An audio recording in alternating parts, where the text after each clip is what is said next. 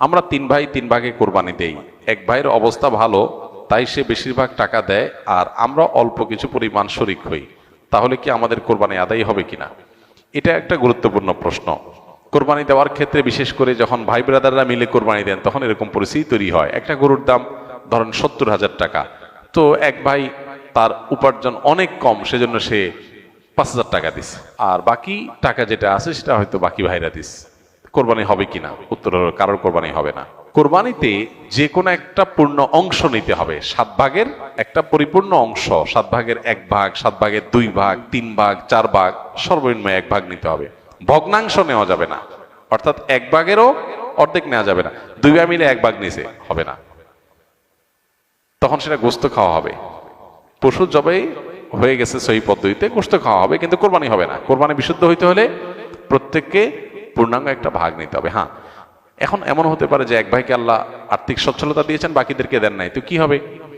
তখন সচ্ছল যিনি, তিনি তার পক্ষ থেকে কোরবানি দিয়ে বাকি সবাইকে সবার পক্ষ থেকে দিবেন, যে ঠিক আছে তোমার পক্ষ থেকে একটা শেয়ার, তুমি টাকা দিলা না, আমি তোমারটা দিয়ে দিলাম, এটা হতে পারে। অথবা আরেকটা হতে পারে যে ঠিক আছে তুমি অল্প টাকা কামাই করছো, মাত্র 5,000 টাকা আছে, তুমি টাকা না দিলে তোমার কাছে ভালো লাগতেছে না, তুমি টাকা দিলে তোমার কাছে খুশি হবে, তো সেক্ষেত্রে 5,000 টাকা তুমি আমাকে দিয়ে দাও। এটা কোরবানির শেয়ার না, আমি কোরবানিতে এটা লাগাবো সেটা ভিন্ন বিষয়, বাট তুমি শেয়ার হিসাবে দিলে না, এটা হতে পারে।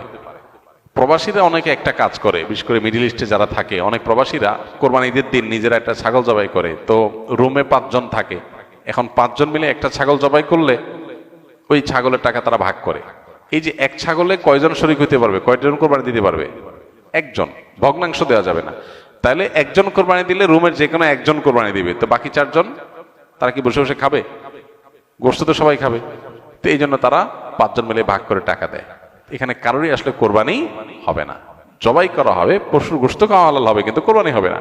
যদি কোরবানি হতে হয় তাহলে এমন করা যেতে পারে, 5 জন মিলে টাকা দিল একজনকে, দিয়া বললো ভাই আপনি মুরব্বী মানুষ, বড় মানুষ, বা আপনি যে কোনো কারণে আমাদের থেকে ভিন্নতর, তো এই টাকাটা আমরা সবাই তুলে আপনাকে দিলাম, কোরবানিটা আপনার তরফ থেকে আপনি দেন, সবটা একজনের হলো, গোস্তটা সবাই খাইলো।